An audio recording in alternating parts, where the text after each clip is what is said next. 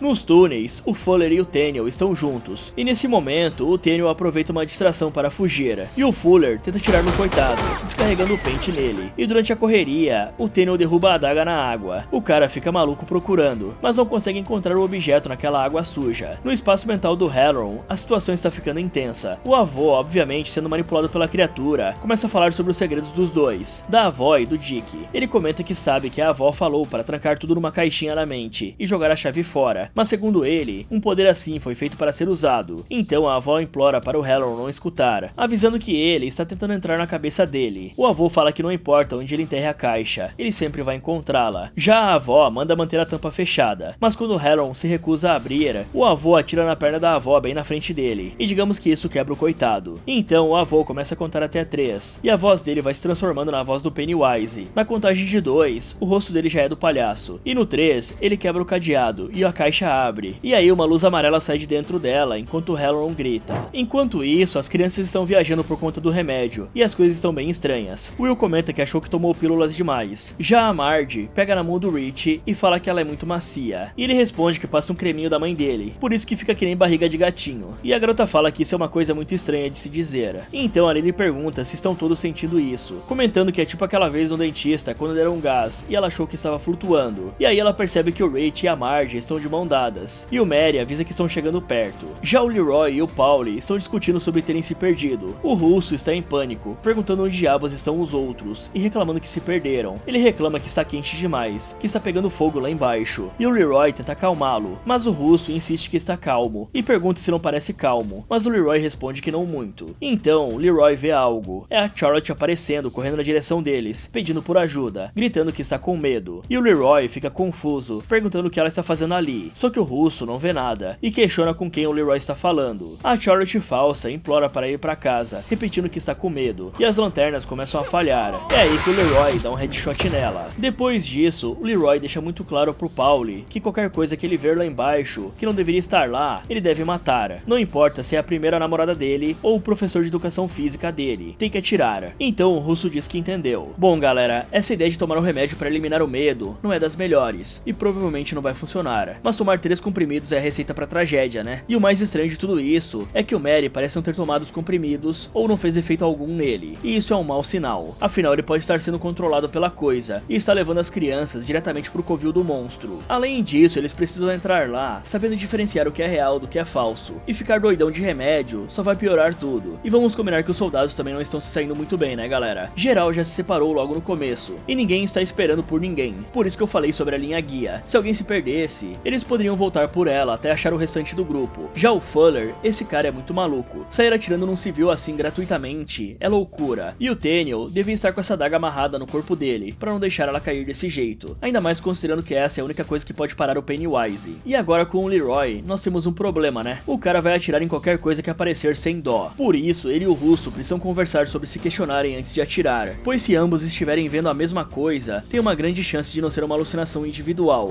Enquanto isso, as crianças chegam até o final de uma galeria, onde parece um beco sem saída, e o Mary comenta que podia jurar que era por ali. Então eles ouvem vozes ao longe, e corpos começam a aparecer flutuando na água, e pra surpresa deles, é a Suzy, o Terry e o Phil. Então o grupo fica horrorizado ao ver os amigos mortos. E aí, o Mary começa a cantar uma música sinistra, balançando num cano. A letra fala sobre todos os túneis sendo subterrâneos, onde nenhuma criança será encontrada, que eles entraram pro circo e deixaram a cidade, e agora vivem aqui embaixo com o palhaço. Só que o corpo do Mary de verdade também está flutuando na água, o que significa que o Mary que estava com eles esse tempo todo era outra coisa. Então, o falso Mary se transforma diante dos olhos de todos, e finalmente vemos o Pennywise em toda sua glória. Ele termina o coro da música, e cita aquele lema de abaixarem e se cobrirem. As crianças correm desesperadas, mas a Lily cai no meio do caminho e fica pra trás, gritando por ajuda, só que ninguém consegue ouvir. As outras crianças surgem na frente do Leroy e do Russo. O problema é que o Leroy acredita ser mais uma alucinação, o que faz sentido depois de ter atirado na Charlotte falsa, mas o Russo percebe que ele também está vendo a mesma coisa. Então o Will grita pelo pai. O Russo tenta gritar também, mas o Leroy já está apertando o gatilho. Então, o cara pula na frente do tiro e salva a vida do Will, só que agora o coitado está sangrando no chão. Então o Leroy entra em desespero, garantindo que vai tirá-lo dali e que vai cuidar dele, mas o Russo só pede para descansar, e o Leroy insiste que